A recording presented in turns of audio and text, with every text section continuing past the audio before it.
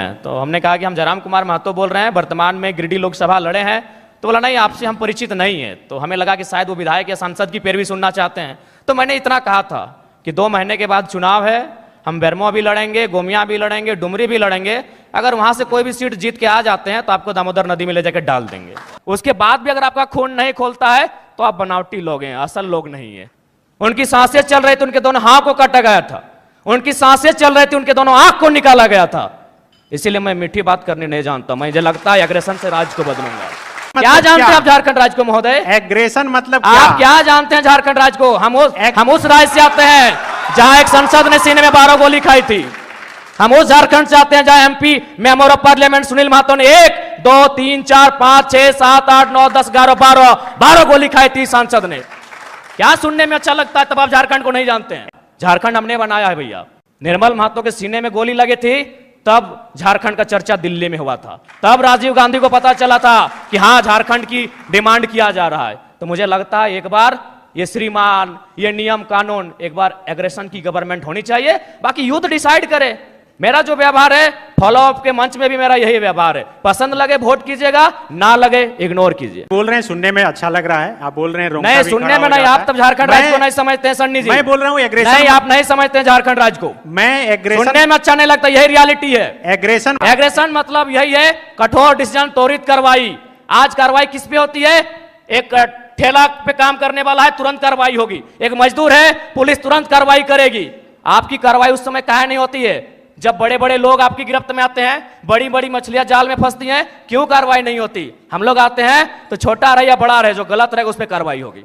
Aggression का मतलब है कॉर्पोरेट से कोई भय नहीं। एग्रेशन का मतलब है अमीरों के चंदे से पलना नहीं। एग्रेशन का मतलब होता है निडर होकर, निष्पक्ष होकर झारखंड के मुद्दों पे बात करना, झारखंड के मुद्दों के समाधान करने के लिए प्रयास करना।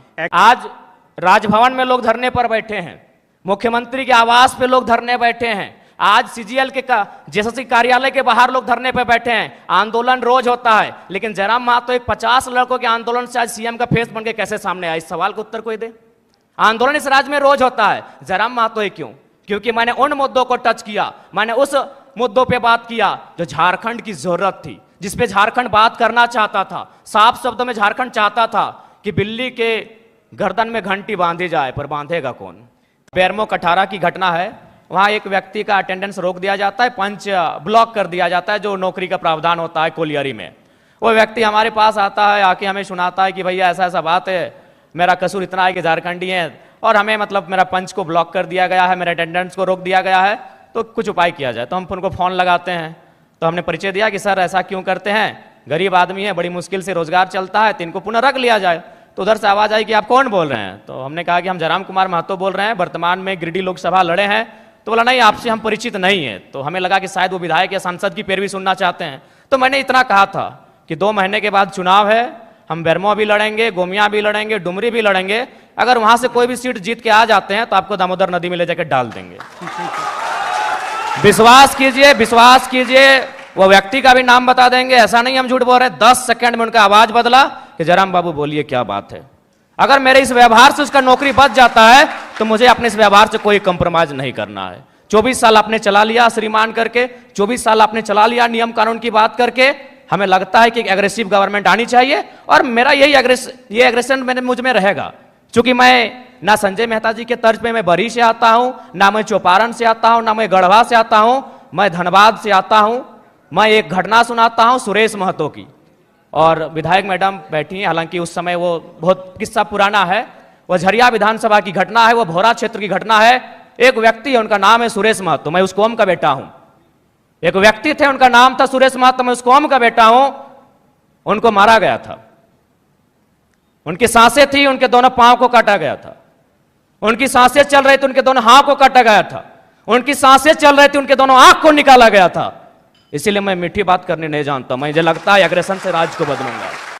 वे ऐसे लोग हैं जिनको लगता है कि इस दुनिया में मौत नाम की कोई चीज़ नहीं होती है, जिनको लगता है कि शायद वो सारा धन एकत्रित करके स्वर्ग जा सकते हैं, वहाँ सुख भोग सकते हैं। बिल्कुल ये बहुत गंभीर समस्या है और मुझे लगता है कि इसमें सरकार के लोग शामिल होंगे, विपक्ष के लोग शामिल होंगे। ये कोई नई बात नहीं है। अगर आदरणीय शिल्पी जी कह रही हैं कि अगर वो जनता जानती है तो जनता को मालूम है कि किस प्रकार से जेपीएससी की परीक्षा होती है, उनमें जब रिजल्ट आता है तो विधायक जी के रिश्तेदार होते हैं। इसमें 24 वर्षों से जिन लोगों ने राज्य की सत्ता को संभाला है, 24 वर्षों से जिन लोगों ने इस राज्य की सरकार को चलाया है, पक्ष बन के विपक्ष बन के, सबका उसमें हिस्सेदारी होता है। तो इसलिए जिस दिन वो इस बात को मानेंगे कि हमें एक समानतापूर्वक जीवन जीना है, हम लोग वास्तव में इंसान मनुष्य तभी हैं जब दूसरे की दर्द, दूसरे की तकलीफ और पीड़ा को देखकर हम भी पीड़ित होते हैं, तब शायद ये माहौल बदले। लेकिन फिलहाल ऐसे परिवेश में ये बुद्ध का देश भले है, लेकिन आज बुद्ध के विचार बिल्कुल विलुप्त हो चुके हैं। मुझे नहीं लगता है कि कोई शांति प्रिय तरीके से इस प्रकार के रास्तों से हटेगा। मैं बनावटी इंसान नहीं हूं।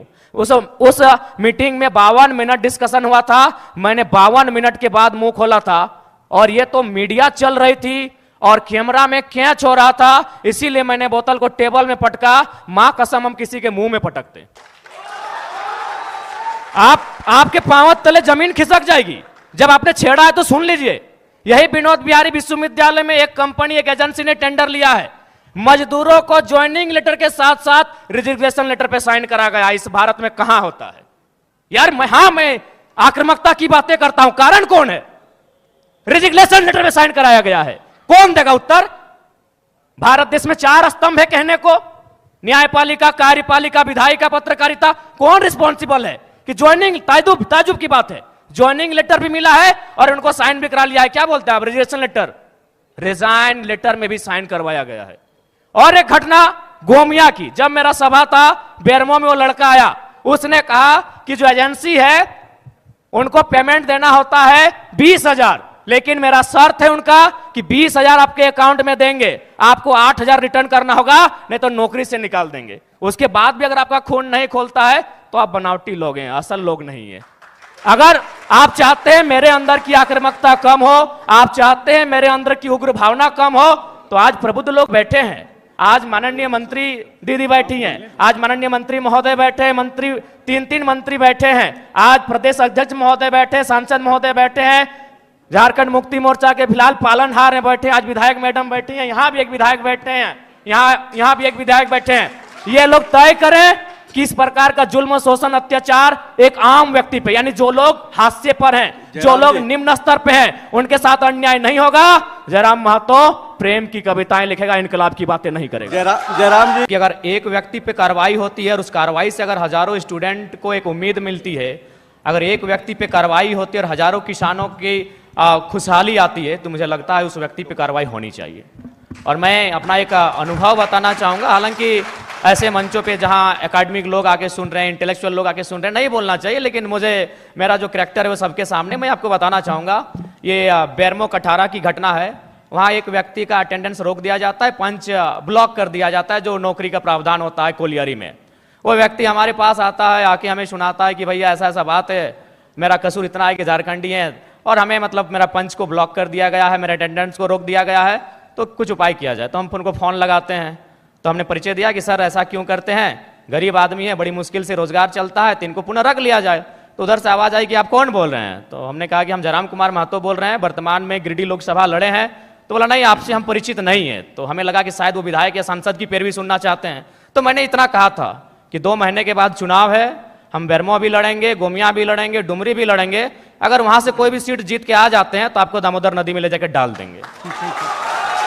विश्वास कीजिए, विश्वास कीजिए, वो व्यक्ति का भी नाम बता देंगे, ऐसा नहीं हम झूठ बोल रहे हैं। 10 सेकंड में उनका आवाज बदला कि जयराम बाबू बोलिए क्या बात है। अगर मेरे इस व्यवहार से उसका नौकरी बच जाता है तो मुझे अपने इस व्यवहार से कोई कंप्रोमाइज नहीं करना है। अलग राज्य की लड़ाई जिन मुद्दों के साथ लड़ी गई थी वही मेरे मुद्दे होंगे। झारखंड अलग राज्य की लड़ाई में जो सोच के साथ इस राज्य को अलग किया गया था कि जब ये राज्य अलग होगा तो यहाँ के युवाओं के पास क्या अधिकार होगा, जब ये राज्य अलग होगा तो यहाँ के किसानों के पास क्या स्वतंत्रता होगी, मेरे मुद्दे वही होंगे। झारखंड जो हमारे झारखंड के नाम में ही छुपा है, झाड़ यानी जंगल, खंड यानी जमीन का एक भूभाग, और हमारी जो निरंतर लड़ाइयाँ रही हैं आदिकाल से वो इसी विषय को लेकर रही हैं। तो जब मैं विधानसभा के चुनाव में जाऊंगा, मेरा पहला मुद्दा इस राज्य में एक सुदृढ़ स्थानीय नीति का रहेगा। चूँकि मैं जिन क्षेत्रों से आता हूँ वो कोयलांचल का क्षेत्र है। आज भी मैं जब कोयलांचल से होकर आया तो लोगों ने अपनी समस्याओं को लगभग 15-20 आवेदन मेरे पास पड़े। जब मैं एक सामान्य सा बालक हूँ, मैं एक साधारण सा बालक हूँ और मुझे प्रतिदिन 15 से 20 समस्याओं को सुनना पड़ता है, जो समस्याएं होती है जमीन से संबंधित। इसलिए मेरा मानना है कि जमीन संबंधित जो कानून जो आज हमारे राज्य में हैं भी, CNT, SPT, लेकिन जो लोग सरकार में बैठे हैं उनके मैनिफेस्टो में शामिल होने के बाद भी प्रभावी रूप से लागू ना हो पाना, प्रभावी रूप से उन विषयों पर चर्चा नहीं कर पाना, उनको संरक्षण ना दे पाना एक बहुत ही गंभीर विषय है।